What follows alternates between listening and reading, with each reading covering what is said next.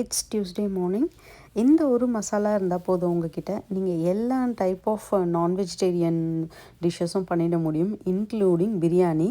So பிரியாணிக்கு இதை ஒரு 2 ஸ்பூன் நீங்கள் யூஸ் பண்ணிக்கிட்டாலே போதும். இதுக்கு தேவையானது பார்த்திங்கன்னா, நம்ம இந்த ஹோல் ஸ்பைசஸில் வரக்கூடிய இந்த ஸ்டாரு, குஜராத்தி மொக்கு, ஏலக்காய், அதுக்கப்புறம் பார்த்திங்கன்னா கிராம்பு, இந்த மாதிரி எல்லாமே வந்து ட்ரை ரோஸ்ட் பண்ணிக்கணும்.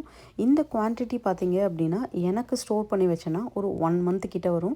ஏன்னா இதோடைய அளவு பார்த்திங்கன்னா, நம்ம நார்மல் மிளகாத்தூள் யூஸ் பண்ணுறோம் இல்லைங்களா, அது கூடவே வந்துட்டு ஒரு ஸ்பூன் 2 ஸ்பூன் அந்த ஸ்பைஸ் நம்ம போட்டோன்னா அந்த டேஸ்ட் கொஞ்சம் என்ஹான்ஸ் பண்ணும் நமக்கு. அதுக்காக தான்.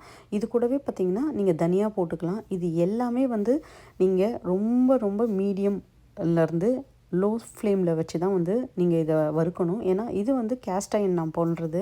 ஸோ கேஸ்ட் அயனில் போடும்போது உங்களுக்கு நார்மலாகவே வந்து ஹீட்டுன்றதை அதிகமாகவே எடுத்துக்கும் இந்த பேனு. அதனால் நான் ரொம்ப லோ ஃப்ளேமில் வச்சு தான் எல்லாமே வந்து வறுக்க ஆரம்பித்தேன்.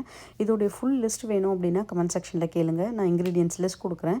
இது நல்லா ஆறின பிறகு ஒரு மிக்சர் ஜாரில் போட்டு நீங்கள் பவுடராக அரைச்சி எடுத்துக்கலாம். ஃபர்ஸ்ட் டைம் அரைச்சி நீங்கள் எடுக்கும் போது கொஞ்சம் உங்களுக்கு வந்து கோர்ஸ் பவுடர் தான் கிடைக்கும்.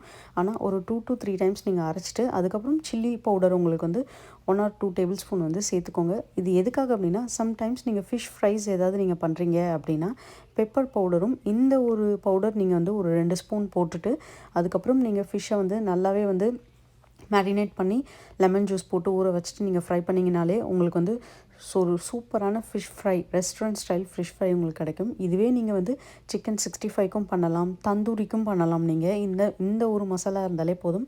கண்டிப்பாக ட்ரை பண்ணி பார்த்துட்டு உங்கள் ஃபீட்பேக் சொல்லுங்கள்.